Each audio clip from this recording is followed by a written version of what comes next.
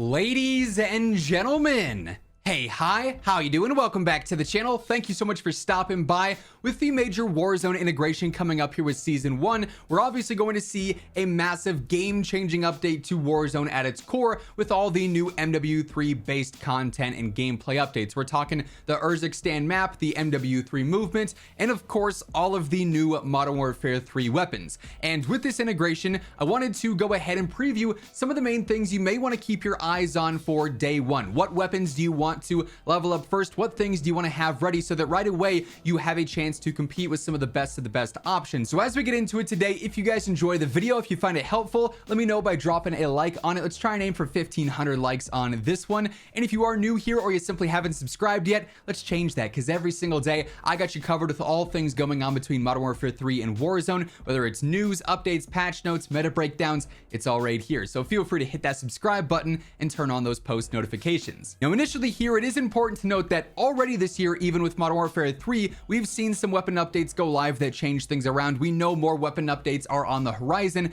and it's even possible that day one with Warzone and the integration there, we could see other various weapon updates. So it's impossible to predict certain, random changes here and there, but for the most part, there are some constants with the weapons here in MW3 and even some MW2 things you want to pay attention to that should be, setting you up for success right away here when MW3 Warzone drops. The first major thing that I can tell you though outright is that ideally, if possible, and I know it's not for everyone because you just don't have the time of day because it takes so long to do in this game, but the more weapons you can have leveled in game, the better, because this is going to give you a chance to compete regardless of what the meta is. So, the most ideal situation is that you have every single MW3 weapon at least maxed out or leveled up as much as possible. You have all of them unlocked. That way, if there's a certain meta attachment that you can only get from using gun A or maybe gun D is the best one in the game, you don't have to worry about then stopping everything and going through and leveling that up specifically so that you can use it. You can just jump in right away and have it ready in your arsenal. So by far, if possible, try and level up every single gun with MW3 Warzone so that you're ready right away. But the first gun I want to talk about is the Pulemyot 762, because this thing could potentially be dangerous for a couple of reasons in Warzone. Initially, you date back to like Warzone 1, you remember the PKM? That thing was a sleeper all year long. It was literally good from day one until the day that Warzone Caldera shut down, because it never really saw any major nerfs. Its TTK and its control was phenomenal out of the gate, and because it was an LMG, players never really fully got on board with it being as meta as it was, and so the devs never really nerfed it. Well, the Pulemyot is going to be similar to that in a lot of ways. Just its base stats here are going to be fantastic. Its overall TTK, its damage per mag, obviously since it's an LMG, is going to be phenomenal. But the reason that I think this is going to be so dangerous is that when you go into your class setup here, sure, you could build out the base Pulemyot to be fantastic with a good optic, throw on a barrel and under barrel suppressor, whatever the case may be. You're going to want to have a decent list of suppressors here because obviously your red dots are going to show up on the mini map. So using some of these is going to be pretty clutch, ones that only hurt your ADS speed but help with control. There's even things like the Shadow Strike now, which just simply keep you off the mini map. So having things like this unlocked is going to be pretty clutch. But with the Pulemyot, the conversion kit is huge here. You can see this thing completely changes this from what is a super heavy and slow LMG into a really fun sort of LMG AR hybrid. The advanced stats here are absolutely nuts. If I go through and hide my face cam, yes, we're hurting the range that it has at its base, so it'd be more of like a mid-range gun, but then you're bumping that rate of fire. The movement goes crazy with your sprint to fire and your ADS speed, your mobility, 30% on ADS movement speed, your tack stance, your crouch, your general movement speed, all of that gets bumped up like crazy. So this is almost two guns in one. Both of them could be phenomenal here in Warzone for different reasons. This is definitely one you might want to max out and have ready for day one. Sort of along that same trend, we've got the Renetti pistol. As just a 3-round burst pistol, the thing is nothing special, but once you go through and you max it out and you unlock the Jack Ferocity carbine kit, this changes things quite a bit. It takes it from what is your basic burst secondary pistol and turns it into what is essentially now a mini SMG, a pocket SMG. SMG. And like this setup that I'm running in particular, it's got pretty solid mobility, and for something that if you don't want to run overkill, you'd rather use a different vest or have different setups there, this is going to be a really solid secondary, a true secondary that allows you to maybe up your class setup in some other way with a different perk instead. So this is one that I definitely think a lot of people will lean towards just because of ease of use and that convenience of not being forced to use overkill. It's that nice sort of fallback safety net you have there. You could always go through and take somebody out and pick up their custom weapon and replace this, but as a starter pistol and to have that in your back pocket, it's going to be by far the best and easiest to use, similar to how the full auto pistols have always been solid in Warzone in the past. Another weapon that I've got my eye on is the WASP-9, mainly because this is almost functioning as like the Milano in this game. It's an SMG that is ridiculously easy to use. It's super low recoil, and its range probably is going to end up being surprisingly good. It'll be similar to like the Vel 46 of MW2, where it's going to be decent for sniper support and as a base SMG. So if you're someone who is oftentimes a part of that meta and those are the style of weapons you want to run, the WASP-9 in this game is definitely one that stands out to me as something that would work well as a complement to an AR or an LMG as an SMG secondary, or it'd work well as a complement to some of the snipers, which we're going to talk about here in a second, because that's definitely an important conversation as well. But while there are some great SMGs in general, this is one that I think could be very versatile for Warzone. Also within the same platform, the Wasp Swarm. This thing as a SMG could be absolutely nuts in Warzone because of its close range just dominance. Its fire rate is utterly absurd. You could upgrade this magazine size technically all the way to a 100 round drum. I don't think most people will use this in Warzone. That seems a little bit overkill, but it's in theory something that could be done as a secondary. It'll slow it down way too much to be practical, but even up in this to like a 50 round drum for Warzone and then kitting it out for mobility is going to mean that up close you're going to be able to absolutely fry,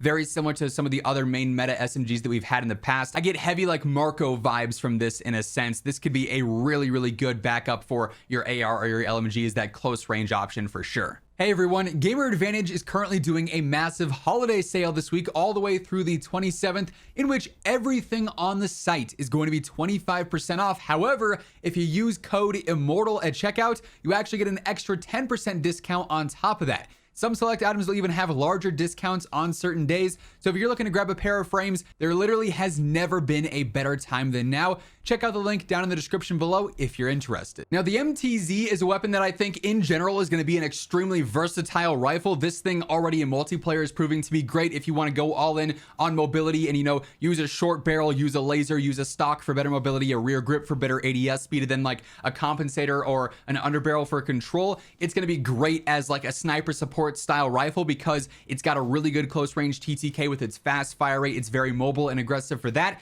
You could also go the slower route though. It's super low recoil, build it out for control with a longer barrel, a suppressor with recoil control, another underbarrel for better recoil, and use it for mid to long range as well. It's extremely versatile already, so just using this gun in general, it should be pretty consistent for Warzone. You throw on one of those larger magazines with its faster fire rate and 50 should be totally sufficient. But there's also another really important aspect to this that I think a lot of players are going to want to get, and that is literally the very first unlock for it, the MK3 reflector. If you guys have caught some of these setup videos that I've already done for multiplayer this year, this is by far my favorite optic in the game, and I think a lot of players are going to want to use this on their closer range guns, or maybe even some of your longer range, just because you like how clean this optic is. This is basically an elo sight, so if we head into the firing range here, this is going to be a really clean dot sight that you can use on, like I said, any of your close to mid-range guns. I think I'm honestly going to be using this on some of my long range as well. There will be times when I'm using something like the Eagle Eye 2.5 times. This is another optic that I think a lot of players are really going to like, and for the mid to long range, yes, a 3 times would work, a 3.4 times. There will be other good scopes for that, but man, that elo sight, the MK3 reflector, only being unlocked at level 2, so you get it right away when you start using the MTZ. That's one that I think is going to be a fan favorite for sure, just because it's so clean, it's so precise, and you get it very easily. Another rifle that I see being phenomenal is going to be the ACR or the MCW. This is what I would consider to be the M4 of this game. So while currently in multiplayer, it's that middle of the pack rifle, it's really low recoil, super easy to use, and that's why people are sort of going to flock to it. It's also like one of the more popular weapons in the game as is, and just like the M4 back in like MW2 or even MW 2019, it's always good because it's a fan favorite and it's going to sell bundles and it's going to get people people to come on multiplayer and level it up. The MCW is sort of that gun in my opinion right now, so it could change if it got severe nerfs. Obviously things that we just don't know are going to happen until they happen, but as of right now, this is one of the more reliable rifles in the game. So easy to use. You pick it up, it's point and shoot. Too easy almost. And the same exact thing can be said about the Holger as well. Sure, it could be nerfed in the future, but as it stands, this thing's recoil control, its TTK, its damage stats are phenomenal in every single way. So whether you're using this in the mid-range, the long range, you could use this with a higher zoom optic. It won't have crazy recoil. You could use this in a lot of different ways and build it out in several different ways, and it's going to be good in all of them just because it's versatile and it is reliable. One of, if not the single most reliable gun in the game. Pending any major nerfs, this will be another great day one choice. And then, as I mentioned, the sniper category. This one in particular, why is it showing a PKM? This one in particular is extremely important because, as we've talked about in recent leaks, snipers are apparently going to be working like they did back in Warzone 1, where the heavier snipers, like for instance, the Cat AMR here, or things like the MCPR or the Victus XMR, these are going to be able to one-shot to the head at any range. And what's important is, back in Warzone 2, obviously, you had to go through and use the explosive ammo so that you could get those one-shot headshots, which was super annoying because it just kills the velocity, minus 48% there. Apparently, again, according to leaks, you're not going to have to use this. So you could go through and use, you know, high velocity ammo and have a great velocity stat now and almost be like hit scan in some cases. So that in and of itself is going to be huge, making sure your MW2 snipers are leveled. And then also the Cat AMR, obviously it's new. They're probably going to push this towards the meta in some way, shape, or form. That's going to be clutch. The longbow even. Then, you know, insiders like Metaphor have gotten some information recently too, saying that some of the bolt action snipers are going to function like the Swiss or the Car from MW 2019, where in their first damage range, they could be one-shot headshots as well. So weapons, for instance, like the LAB 330, this is going to be another important one. If this can one-shot in certain ranges, it's going to be more like that classic sniping that we had back in Warzone 1. And that also could apply to some of the marksman rifles as well that are semi-auto. So like for instance, the SPR as well. This is one you might want to pay attention to and have maxed. I assume MW2 guns now, most of you probably have leveled, but it's certainly something to pay attention to if you haven't yet, or if you didn't play MW2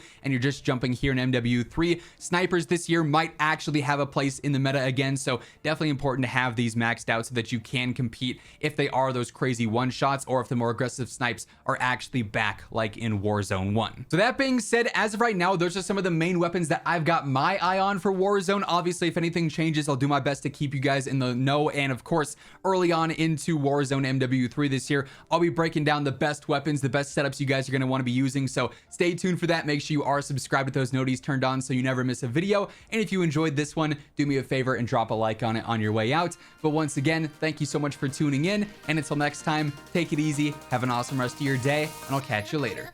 Peace out.